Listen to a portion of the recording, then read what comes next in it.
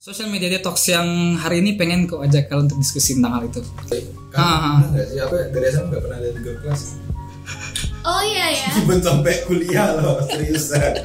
Kayaknya aku nggak pernah ada di grup kelas. Lebaran habis salam-salaman itu maunya kita tuh ngobrol, apa kabar nih gitu kan. Mereka tuh kebanyakannya itu adalah main HP, terus habis itu sibuk tentang foto-foto, sibuk ya di foto tuh kelihatannya deket banget, tapi setelah foto padahal mereka diem-dieman, sibuk ngedit foto.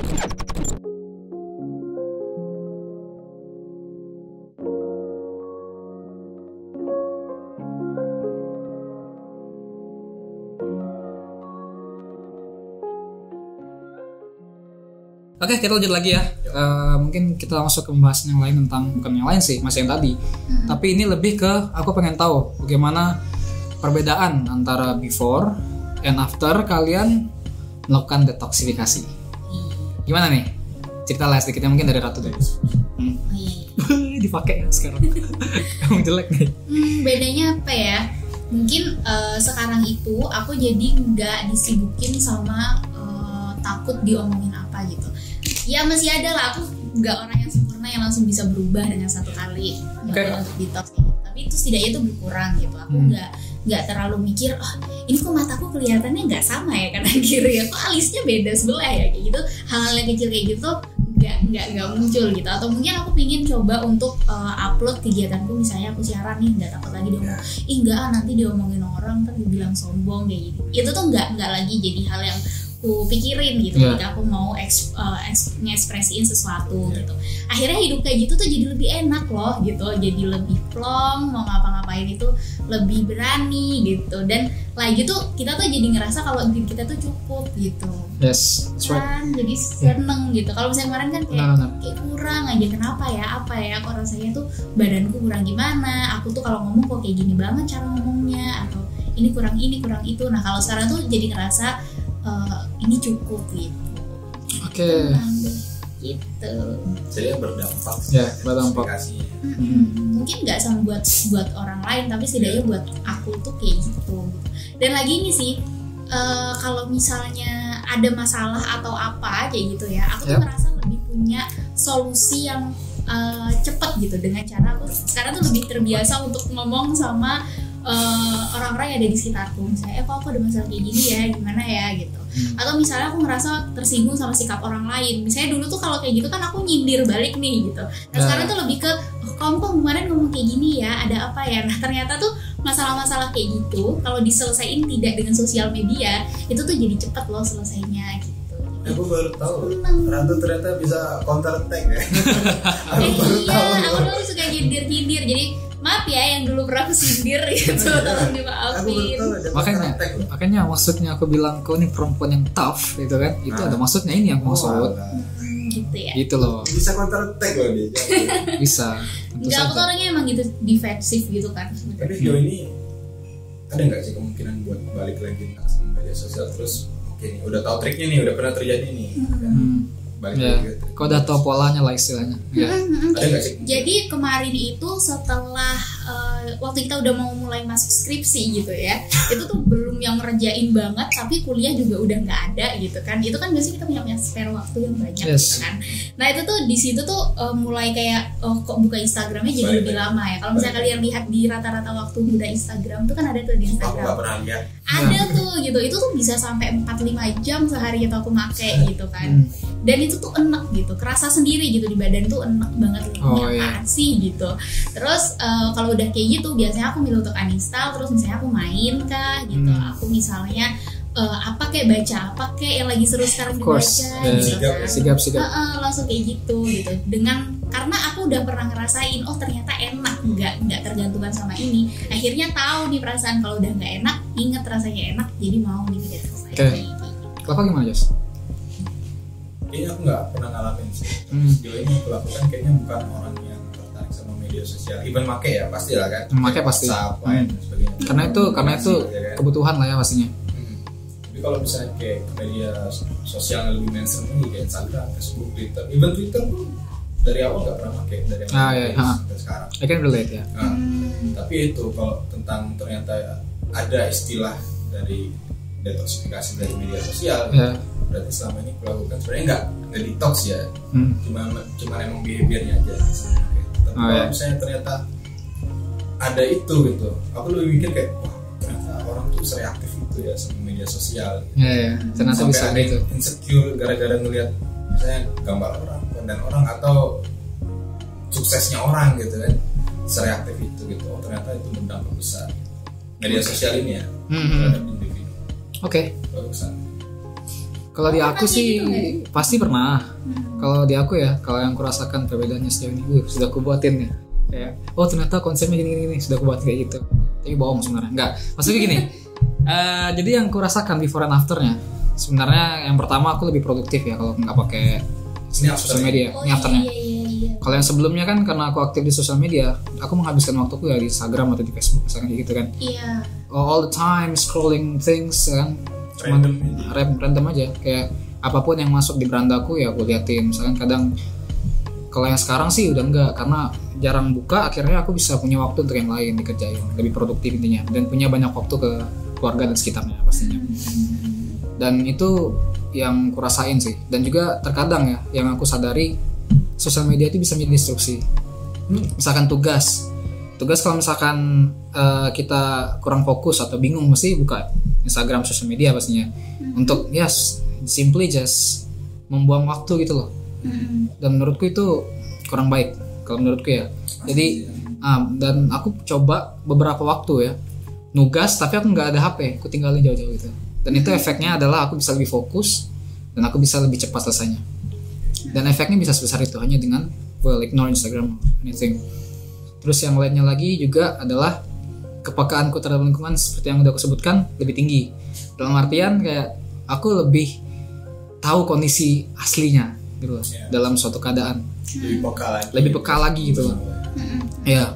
Dan yang terakhir adalah aku jadi tahu diriku sendiri. Unknown self ya. Sebelumnya kan unknown self nih. Oh gitu ya. Kayak aku menyadari kalau ternyata aku bisa gini loh, yang capable of doing it. Ya, kenal diri sendiri itu susah. Kayak kita ngeliat cermin tapi kita nggak bisa terima kenyataan. Iya lagi benar. Itu susah. Tapi kalau ternyata impact after dari ignoring sosial media itu dari sebesar itu. Tapi aku bilang aku nggak sepenuhnya paham sama diriku sendiri. Still belajar lah, semua orang pasti belajar. Dan tujuan akhirnya aku nggak mau nyebut telos ya, karena udah sering kita pakai sebelumnya.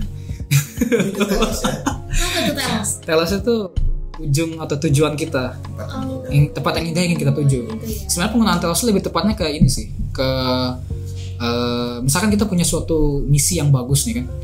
Misi misalkan kita pengen punya atau pengen mengubah dunia. Dan telosnya itu adalah dunia yang lebih baik. Itu telosnya. Kita pengen penghijauan, telosnya adalah itu dunia yang penuh dengan pohon, oksigen yang banyak, itu telosnya. Contohnya seperti itu. Oke, enough with the trivia. Lanjut lagi ke Bali, ke yang tadi aku bilang, kalau misalkan kita tuh nggak bisa sepenuhnya memahami diri kita sendiri, makanya selalu belajar. Kadang aku pengen bilang ke orang banyak gitu kan, walaupun kau merasa kau udah tahu dirimu seperti apa, kau sudah kayak, wah aku udah tahu banget diriku, sebenarnya tuh belum. Aku jadi teringat kata-katanya Pak Musyaintar. Oke. Di video ini. Video catatan akhir sekolah ya. Catatan akhir sekolah kan ada. Yang mana tuh yang dia bilang? Jangan bilang saya sudah tahu. Aku masih ingat banget kata-kata. Aku lupa nih ada 3 kata. Ada 3 kalimat. Jangan bilang saya sudah tahu. Jangan bilang apa lagi tuh. Ayo apa ya keduanya, ayo apa yo. Tidak tahu kayaknya. Iya, jangan itu kan sudah. Jangan bilang saya sudah. Nanti saja dong. Oh nanti saja, itu yang kedua. Gitu. Terus yang ketiga jangan bilang apa ya? Apa ya? Aku lupa ya. Ya itulah ya. Itulah intinya. Nanti kalian tonton dong. Nanti dinonton lagi lah. Intinya kayak intinya 3 kata-kata ini tuh relate kan sama apa yang terjadi kan? Kayak aku sadar kata-kata 3 kata-kata ini tuh penting gitu loh. Nanti lah kita coba nonton lagi lah ya. Thanks for your time. Ya biasanya orang yang bijaksana kan bisa gitu kan. Bisa memberikan saran kepada yang muda, intinya kayak gitu. Nanti pas kita udah tua tujuan kita lagi yang gitu kan ke anak-anak kita, nanti kan ke generasi yang selanjutnya misalkan kamu jangan begini ya, jangan tolol ya gitu kan misalkan. Contohnya kayak gitu lah.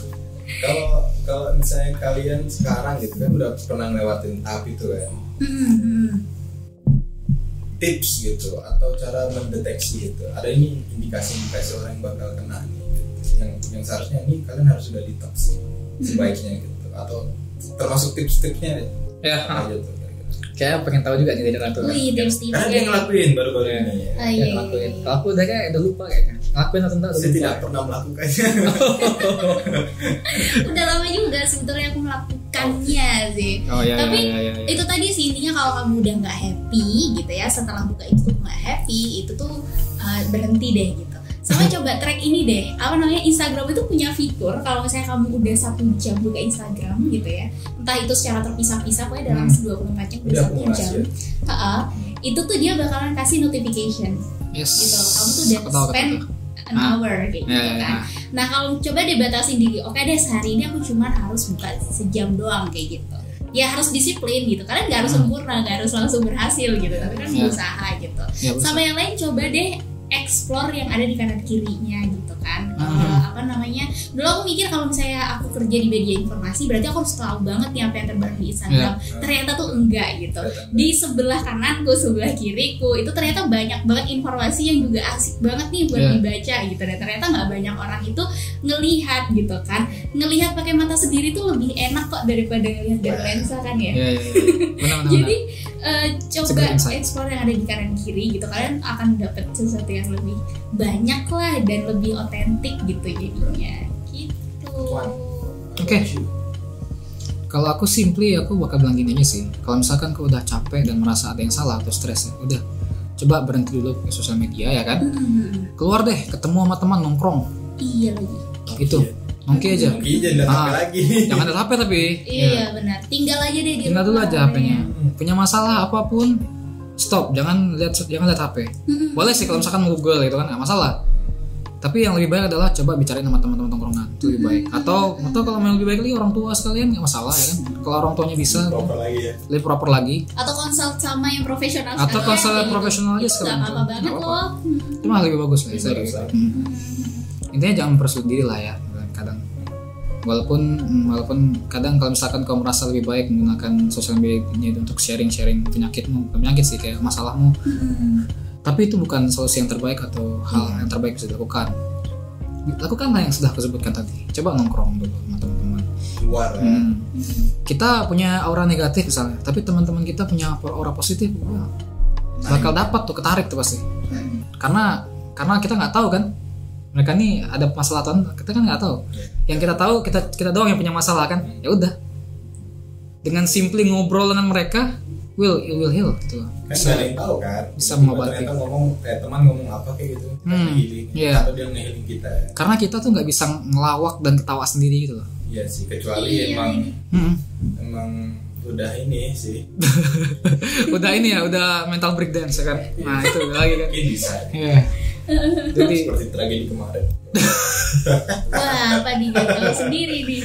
Ada ngakak sendiri kemarin. Wah, ada ngakak sendiri nih. Iya. Jadi apakah kita perlu dibedakan kali ya yang mental breakdown sama yang sering berbahagia kan? Oh iya. Perlu dibedakan. Itu udah pro yang bisa membedakan itu ya. Kita kan bukan psikologi ya background kita. Iya. Disclaimer ya. Kita kuliahnya nggak ada hubungannya. Nggak ada hubungannya sama sekali. Sangat jauh. Teknik lingkungan. Iya. Tapi nggak ada bahasanya sama sekali. Kau nggak mau tanya aku kau nggak ada bahas sama sekali. Aku aja jurusan apa aku. Tapi setidaknya kita sama-sama anak muda lah. Terus kita kenal juga sama dunia ini. Gitu. Ya, dan harusnya ngalamin ya. Kita harus kenal sama dunia kita. Karena kita hidup di dunia ini ya. Jadi kita harus peka, harus keep up. Oke, gimana? Kan punya tip and trick ya sih buat ini loh, buat orang-orang yang nonton video ini gitu. Kayaknya tadi udah cukup deh ya kayaknya tipsnya. Udah cukup tuh. Udah cukup ya. Tapi kalau misalkan ada trik tambahan, mungkin yang bisa aku bilang ya, usahakan punya banyak hobi. Iya. Hobi yang olahraga, musik ya. Itu lebih baik. Jangan hanya terpaku oleh misalkan hobi di sosial media atau YouTube, jangan. Intinya perbanyak hobi. Jadi kalau misalkan kita bosan dengan satu hobi ini, kita bisa pindah ke hobi yang lain. Misalkan bosan lagi bisa juga cuma 2 aja cukup udah kayak bising dengan gue tiba-tiba. Maaf. Bisa juga kayak bosan satu kesini balik-balik tuh nggak masalah. Yang penting hobinya ada hobi di luar. Di luar ada. Oh sama ini lagi sih. Kalau misalnya kalian memang mau masuk ke sosial media gitu, cobalah untuk jadi pemain bukan penonton. Yes, jadi that's create great. something Yes, gitu loh. Jangan cuma nontonin doang. Udah bagus banget jadi. Gila. Iya, misalnya kalian ternyata suka banget sama dunia fashion nih. Trendsetter ya. Ya, Coba trendsetter. untuk tunjukin nih otentiknya kalian tuh apa gitu di sini. Benar, aku setuju dengan ini. Pemain. Ini adalah insight yang bagus sebenarnya. Dia ngeliat perspektif yang beda nih ya, langsung nih pemain gitu. Iya nih kayak awal sama Rehan kan kalau misalnya masuk ke YouTube mereka create something gitu, nggak jadi Tentu saja. nontonin doang gitu. Tentu saja karena kami orangnya verbal, emang ada hubungannya? Gak ada kan? Cukup membantu lah. Cukup bantu lah ya istilahnya.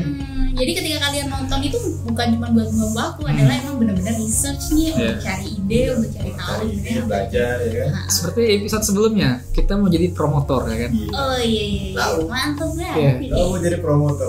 Dia cocok kan jadi Iya. promotor kan. Jadi kalau butuh bantuan ya boleh aja lah ya di telepon aja gitu ya. Karena yang ini lebih levelnya udah beda nih. Oh enggak, maksudnya kita semua juga butuh pekerjaan gitu ya. Ya sukses banget nih Bang. Pastilah. Belum nyiapin nih. Ya udah. Oke. Gak masalah, nanti gampang lah bisa dibahas lebih lanjut sampai. Nggak masuk episode ini ya lebih-lebihnya. Nanti ya. Oke, mungkin kita udah bisa masuk ke kesimpulan karena waktunya terbatas juga ya. Kita punya kesimpulan yang lain intinya.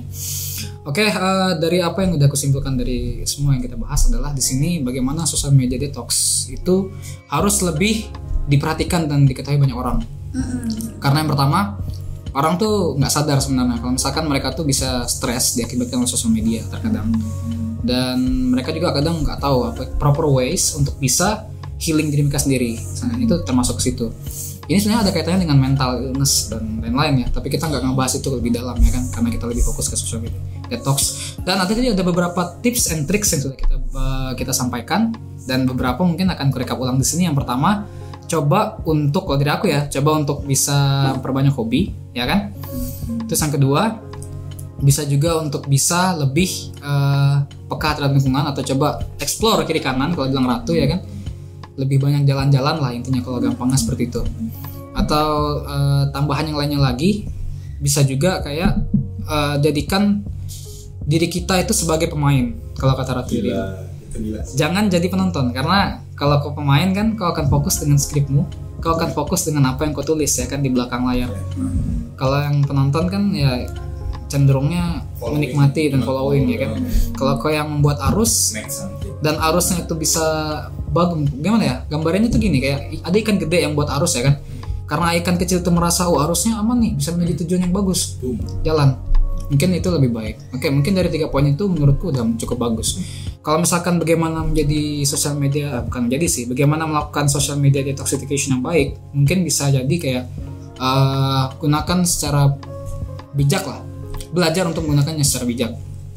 Jangan terlalu menghabiskan banyak waktu di sosial media. Itu mungkin udah cara gampang yang bisa kita pahami. Kalau mungkin dari kalian ada tambahan lagi, yang kutangkap poinnya seperti itu. Ya, dari Ratu bagaimana? Apa ya, intinya kalian tuh harus aware dulu kalian ini sebenarnya sudah perlu detox atau enggak gitu ya. Kalian harus jujur nih sama diri kalian sebenarnya. benar-benar. Ini tuh sudah menunjukkan hal-hal yang nggak baik nggak nih buat diri kalian gitu. Saya ini udah nggak sehat nih gitu. Walaupun kalian sebenarnya suka banget nonton Instagram, tapi harus fair. Ini udah nggak baik, harus dikurangi. Gitu. Sesuai dengan poin tadi ya kan, harus dikurangi. Jadi harus aware dulu gitu. Ya, itu penjelasan tambahannya lah ya, istilahnya kayak gitu. Oke, itu udah mengakhiri pertemuan dan diskusi kita pada apa nih? Siang, sore atau apa nih? Gak tahu juga lah ya yang nonton lah ya. Maghrib lah. Gak bohong nih, ini realitinya maghrib. Jadi ya mungkin cukup segitu. Jadi gimana Ratu? Terima kasih udah datang sini ya. Terima kasih udah mau diskusi. Udah disiapkan susu 1 gelas ini. Aku jadi merasa sehat lagi. Wah, dibungkus kayak. Jadi apakah kau mau lagi kalau misalkan diundang ke sini? Mau dong, asalkan susunya nanti disediakan lagi. Kita kasih siapin 1 dus kali ya. Siapin 1 dus. Pulang, ya. Iya, oke. Dan kalau soal dapur itu belakangan lah ya. Soal dapur jangan dibahas ini. Oke, terima kasih teman-teman semua karena sudah mau mendengarkan dan menonton ya. Kita akan tutup segmen ini karena sudah habis waktunya. Baiklah, dari saya Akmal dan Rehan, sekali lagi mengucapkan terima kasih banyak kepada Ratu karena sudah mau datang. Dan ya, silakan ditunggu episode selanjutnya dari Ruang Berkisah. Bye bye. Bye.